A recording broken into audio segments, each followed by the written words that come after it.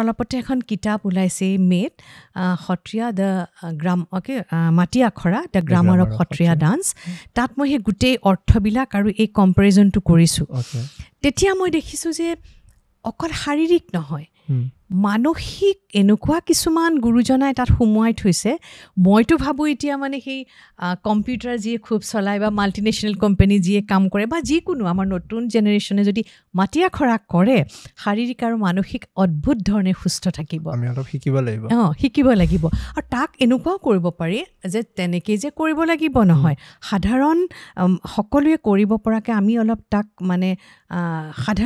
মানে অকণমান ৰিফৰ্ম কৰিব পাৰোঁ তাক আমি ৰিফাইন কৰিব পাৰোঁ গতিকে তেতিয়াও সুন্দৰকৈ কৰিব পাৰিব তাত মই এটা যিটো আমাৰ প্ৰথম মাটি আখৰা গুৰুজনাই হেৰি কৰিছিলে তাত আমি কি দেখোঁ ইমান ধুনীয়া লাগে শিষ্যজন মাটিত শুই দিয়ে পেটটো তললৈ পেলাই হাত দুখন মেলি দিয়ে আৰু ভৰিকেইটা আমাৰ যিটো উৰা পজিশ্যন ভৰি দুটা আঁঠুত ভাঙি লগাই দিয়ে গুৰুজনাই তেওঁক খচকি দিয়ে এইটো খচকা বা দণ্ডবধ বুলি কয় গুৰুজনাৰ ভৰিৰে ৰাজহাড়ডাল খচকি দিয়ে তাৰ দুটা অৰ্থ এটা হৈছে গোটেই শৰীৰক মানে নমনীয় কৰি তোলে দ্বিতীয়তে হৈছে যে গুৰুজনাই তেওঁক বুজায় যে আজিৰ পৰা তুমি মোৰ অধীন হ'লা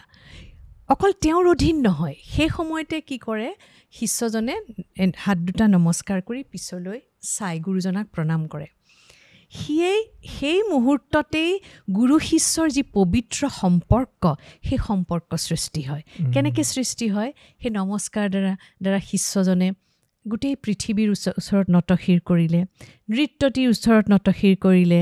গুৰু মহাপুৰুষ শ্ৰীমন্ত শংকৰদেৱ শ্ৰী শ্ৰী মাধৱদেৱৰ ওচৰত নতশিৰ কৰিলে লগতে তেওঁৰ নিজৰ গুৰু যিজন অধ্যাপক তেওঁৰ ওচৰত কৰিলে গতিকে আৰম্ভণিতেই তেওঁক বান্ধি পেলোৱা হ'ল তেওঁক যে এই সম্পৰ্কৰ মাজেদি তুমি যাব লাগিব সেইটোত আমি যে 9বিধ যি ভক্তিৰ লক্ষণ তাত আমি আত্মনিবেদনটো পাওঁ আত্মনিবেদন হৈছে ফুল ছাবমিশ্যন ফুল ছাৰেণ্ডাৰ